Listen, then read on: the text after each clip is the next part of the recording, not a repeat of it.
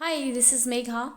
Today, in the chapter number 4, we are going to discuss some very important questions. Okay, so the chapter number 4 is reproductive health. So, let's begin. The first question is family program was initiated in. So, you know it is initiated by India, our country, and in the year 1951. Okay, then next question is RCH stands for.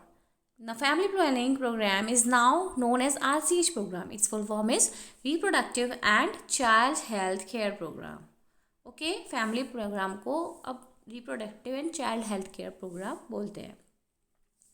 Amino synthesis a technique use to. ये जो technique है इसका क्या use है?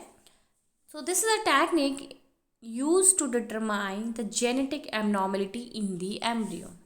ठीक है, इससे genetic abnormality पता की जाती हैं, जैसे टर्नर सिंड्रोम, डाउन सिंड्रोम, ये कुछ एबनॉर्मेलिटी हैं, जेनेटिक एबनॉर्मेलिटीज़.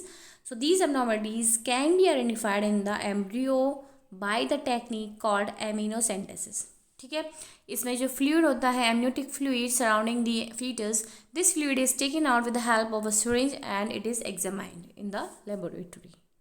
ठीक है, next question is which of the following can not be detected in the foetus by amniocentesis. कौन सी पता नहीं कर सकते? तो अभी आपने देखा कि जैसे कि जेनेटिक एबनॉर्मलिटी ही पता चलती हैं इससे. तो अभी जो आपको एबनॉर्मलिटीज दिख रही हैं, jaundice, down syndrome, cystic fibrosis, colour blindness, so these three are the genetic abnormalities except the jaundice. So your answer is A, jaundice. Okay.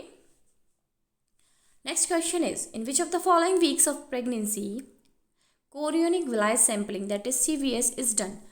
इस सैम्पलिंग में जो कोरियन लेयर होती है सराउंडिंग द फीटस, उस लेयर से कुछ टिश्यूज़ निकाल लिए जाते हैं with the help of a suction tube and these tissues are identified. ठीक है, इसको आइडेंटिफाई किया जाता है सेम फॉर जेनेटिक एबनॉर्मलिटीज़. तो अब एमिनोसेंटेसिस में भी वही कर रहे हैं और इसमें भी CVS में भी वही करते हैं. तो इन दोनों में डिफरेंस क्या है?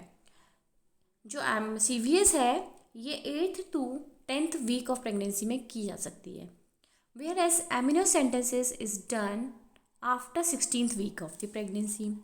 ठीक है, तो ये कुछ डिले है इसमें, 16th वीक के बाद की जाती है. तो उसके बाद MTP कराना, एबॉर्शन कराना is not good for the foetus और द मदर, राइट. तो सबसे बेस्ट टेक्निक अब है वो है CVS की, chorionic villi sampling.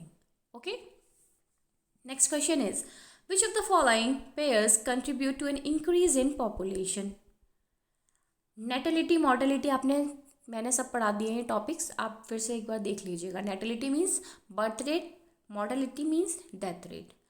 So immigration and natality ये दोनों हैं पेयर्स कंट्रीब्यूट करते हैं to increase in the population. Okay, mortality and emigration leads to decrease in population. Okay, so your answer is the option number A, that is natality and immigration. Okay, now move on to next one. Read the given statement and select the correct option. First statement is एमिनोसेंटेसिस is often misused. Okay, so you know that in the amniocentesis genetic abnormalities are examined, okay, are known. So here the fetus sex is also determined, okay, whether the child is a male or a female. तो ये misuse की जाती है. Okay, जब sex पता चल जाता है तो कहीं कहीं क्या होता है, जो फीमेल फिटिसाइड पता चल गया कि फीमेल है तो उसको अबॉर्ट करा दिया जाता है. तो that is misused. Next question is, not next question, statement is amniocentesis is often used to determine the sex of the child, obviously. Okay, so both the statement 1 and 2 are correct. So your answer is the statement number A. Both statement are correct, isn't it? Okay. Next question, which of the following are the reasons for population explosion? Population बढ़ने के कौन कौन से reason हैं? पहला, increased in health facilities, ये है ना, राइट.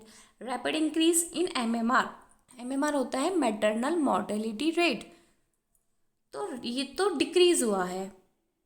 अब पहले जो मदर्स पहले प्रेगनेंसी टाइम में डेथ हो जाती थी, जो डेथ के केसेस ज़्यादा थे पहले, अब वो कम हो गए हैं क्योंकि हेल्थ फैसिलिटीज़ बढ़ गई हैं. तो ये ऑप्शन आपका गलत हो गया, ये भी गलत हो गया. ये होता है इन्फेंट मॉर्टेलिटी रेट, तो ये दोनों ही डिक्रीज़ हुए हैं, इंक्रीज़ नहीं हुए हैं. Next option is rapid decrease in MMR, as I said, decrease in MMR, maternal mortality rate. Next is decrease in number of people reaching reproductive age. This is also wrong. Not decrease, it is increase in number of people reaching reproductive age. तो option कौन कौन से सही हुए? First and fourth. Your answer is A. Okay, move on to the next one. The best way to decrease population of a country is. सबसे अच्छा तरीका population को कंट्रोल करने का है family planning. To practise and implement family planning. You heard about that slogan, हम दो हमारे दो. सो मेनली बहुत से लोग होते हैं, कभी कभी एक ही बेबी उनके लिए बहुत होता है. तो आई थिंक अर्बन कंट्रीज़ में जो फॉलो हो रहा है, one baby is enough, whether it is a girl और a boy. That is a good trend.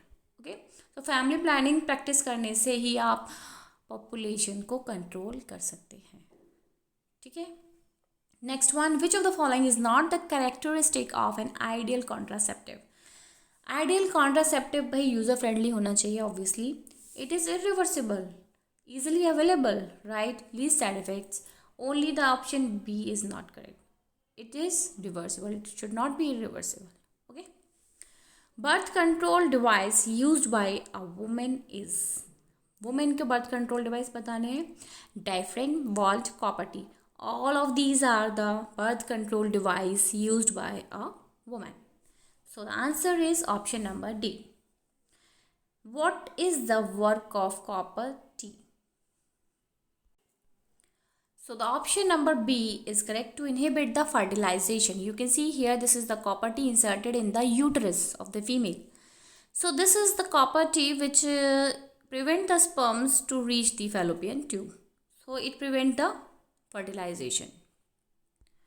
Next, move on to the next question, that is the most important component of oral contraceptive pills is.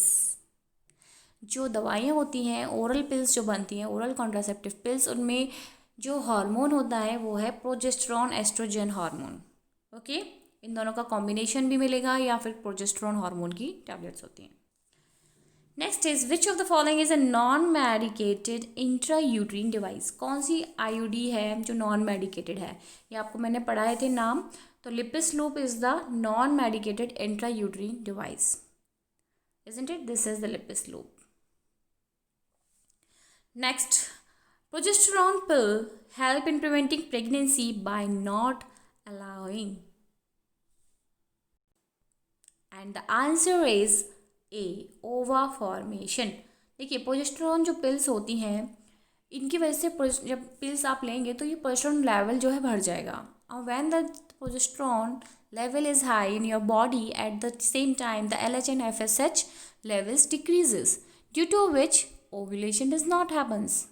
Isn't it? So this is the answer, that is preventing pregnancy by not allowing ova formation. What is true for lactational amenorrhea? So this is the natural method of birth control. Lactational amenorrhea. Amenorrhea means absence of menstruation. As you know that after delivery, after parturition, the female at the time of intense lactation, ovulation does not happens. Okay, so this is a natural method to prevent the birth. So let's see what is true for lactational amenorrhea. It means absence of menstruation. Is it correct? Right. Ovulation does not occur during lactational period. ठीक है, ovulation नहीं होता. Chances of contraception are almost nil up to 6 months of following parturition. तो ये जो method है वो 6 month तक ही we can say, it means at this time the chances of contraception are almost low. 6 महीने तक ही काम करेगा, उसके बाद नहीं करेगा. Side effects are almost nil. Side effects तो होंगे ही नहीं क्योंकि ये नेचुरल मेथड है. Then next one, contraceptive efficiency reduces after the period of intense lactation. देखिए, कॉन्ट्रासेप्टिव एफिशिएंसी बढ़ जाती है after the period of intense lactation. Means 6 महीने के बाद contraceptive efficiency, sorry, it reduces लिखा हुआ है. Contraceptive efficiency reduces, yes, it reduces after the period of intense lactation. 6 महीने बाद जो कॉन्ट्रासेप्टिव एफिशिएंसी वो कम हो जाएगी, प्रेगनेंसी के चांसेस बढ़ जाएंगे. ठीक है, ये भी ठीक है. It is a natural method of contraception. Yes, it is a natural method. It increases phagocytosis of sperm. No, sperm eating थोड़ी ना होगी. तो आपके फर्स्ट से लेकर 6 तक सारे ऑप्शंस सही है. So let's see the answer is first second third fourth. हाँ, या answer is D. Option is D. Okay, getting my point. Let's move on to the next one. Which of the following statements are correct? India's first test tube baby name is Kumharsha. भाई ये ठीक है, कुमहर्षा ही नाम था. Inability to conceive children even after 2 years of unprotected sexual cohabitation is called infertility. Yeah, it is correct. ठीक है, infertility क्या होता है? बहुत टाइम तक 1 or more than 1 year if the couples are doing unprotected sex, if still they are not able to produce children, then that is considered as infertility. Surgical method of contraception prevents gamete formation? No. Surgical method में क्या होता है? ये गलत हो गया. जो vasectomy आपने सुना, वैसेक्टोमी और ट्यूबिक्टोमी. वैसेक्टोमी में वासा डिफरेंस में कट लगा के टाई कर दिया जाता है ना. ट्यूबिक्टोमी में फैलोपियन ट्यूब में कट लगा के टाई कर देते हैं. तो उसमें क्या होता है? गैमीट जो बन रहे हैं, गैमीट तो बनते हैं लेकिन उनका ट्रांसफ़र नहीं हो पाता है. ओके, तो गैमीट फॉर्मेशन ये तो गलत हो गया. इसमें लिख रहा है कि गैमीट फॉर्मेशन होता ही नहीं है, ये गलत है. ठीक है. MTPs are relatively safe up to 12 weeks of pregnancy. जो अबॉर्शन होता है वो स्टार्टिंग में 12 मंथ्स तक ही सेफ होता है. ओके, तो ये आपके ऑप्शन सही है. इसको छोड़ के सब सही है. First, second and fourth. Answer is A. Okay, option A is right. Next question. Which of the following is wrong matched? कौन सा गलत मैच है? IUI इंट्रा यूट्रीन इंसेमिनेशन में क्या होता है? सीमेंस कलेक्टेड फ्रॉम हस्बैंड और donor is introduced into vagina artificially. या राइट. इंट्रा यूट्रीन इंसेमिनेशन में हस्बैंड से या किसी डोनर से जो सीमेन होता है उसे कलेक्ट करके वजाइना में या फिर यूट्रस में इंसर्ट कर दिया जाता है. ये सही है. Okay. Gift gamete intra fallopian transfer. Gift gamete को ट्रांसफर कर रहे हैं फैलोपियन ट्यूब में. ओके. तो transfer of embryos with more than 8 ब्लास्टोमिया. यहाँ पे तो एम्ब्रियो लिख रहा है, यहाँ पे गैमीट ट्रांसफर करते हैं. ये गलत हो गया. ICSI intracytoplasmic sperm injection. Sperm directly injected into the ovum. ये सही है. ठीक है, इसमें डायरेक्टली ओवम में स्पर्म को इंजेक्ट कर देते हैं सिरिंज के थ्रू. एक ट्यूब होती है सिरिंज, सिरिंज में एक होल होता है आगे, उसके थ्रू स्पर्म को इंजेक्ट कर दिया जाता है. जिफ्ट में जिफ्ट होता है जाइगोट इंट्राफेलोपियन ट्रांसफ़र. जाइगोट का ट्रांसफ़र होता है अप टू 8 ब्लास्टोमियर्स तक. ये फैलोपियन ट्यूब में ट्रांसफ़र होगा और मोर देन 8 16 to 32 सेल्स का अगर ब्लास्टोमियर एम्ब्रियो है तो उसको कहाँ ट्रांसफ़र करेंगे? यूट्रस में. ठीक है. तो transfer of embryos up to 8 blastomeres into the fallopian tube. Okay, ये सही है. ठीक है, तो ये तो इसमें कोई ऑप्शन नहीं दिया हुआ है, but this one is correct, this is correct and this is correct. Only this gift method is wrong over here.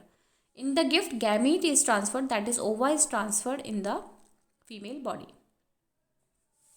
Next question is, which of the following can be used to cure infertility where male partner has a very low sperm count? तो इसमें आप कौन सा method use करेंगे? Intra uterine insemination.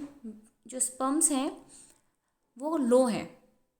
ठीक है, उसको oligospermia है या फिर है ही नहीं स्पर्म, उसमें एजोस्पर्मिया है, तो उस कंडीशन में we will use intrauterine insemination.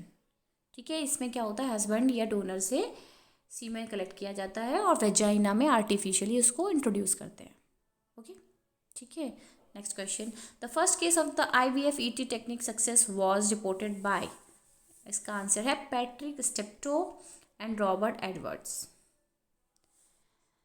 In vitro fertilization is a technique that involves transfer of which one of the following into the fallopian tube? IVF technique में 8 सेल ब्लास्टोमियर तक तो zygote हो या 8 cell blastomere का embryo हो, उसको कहाँ introduce करेंगे? फैलोपियन ट्यूब में, है ना. तो यहाँ पे यही पूछा गया है, involves transfer of which of the following into the fallopian tube. तो आंसर क्या होगा? ईदर जाइगोट और early embryo up to 8 cell stage. ठीक है, यहाँ तक तो हम फैलोपियन ट्यूब में ट्रांसफ़र करते हैं. ठीक है जी. चलिए next question. Which of the following is incorrect regarding MTPs? MTPs आप जानते हो, मेडिकल टर्मिनेशन ऑफ प्रेगनेंसी, अभी बताया था, that is abortion. So these help in getting rid of unwanted pregnancies, ये ठीक है. These help in aborting the pregnancies which may be harmful to either mother or fetus or both, right? Okay. These contribute in decreasing the human population obviously. तो option क्या हो गया आपका? Which of the following is incorrect पूछा है, तो obviously option D is incorrect. None of these लिखा हुआ है, ऑल ऑफ दीज होता तो यही सही होता. ठीक है जी. Next question, the last question is this: to avoid transmission of sexually transmitted diseases, we should STDs को प्रिवेंट करने के लिए avoid sex with multiple partners, right. Multiple partners के साथ सेक्स नहीं करना चाहिए. Always have unprotected sex, no. ठीक है. और जब भी सेक्स कर रहे हैं तो कॉन्डम यूज़ करने चाहिए. Use condom during intercourse, right. Avoid sex with unknown partner, जानते ही नहीं है तो आपको बिल्कुल सेक्स नहीं करना चाहिए. हो सकता है उसको कोई प्रॉब्लम हो जो आपको हो सकती है. Avoid sharing of needles, right. तो कौन कौन से सही हैं? ये गलत है बस सेकंड वाला ना, बाकी सब ठीक है. तो first, third, fourth and fifth ये है आपका ऑप्शन बी. ठीक है, option B is correct. So hope you guys like this video. Please share with your friend as much as you can. Thank you for watching.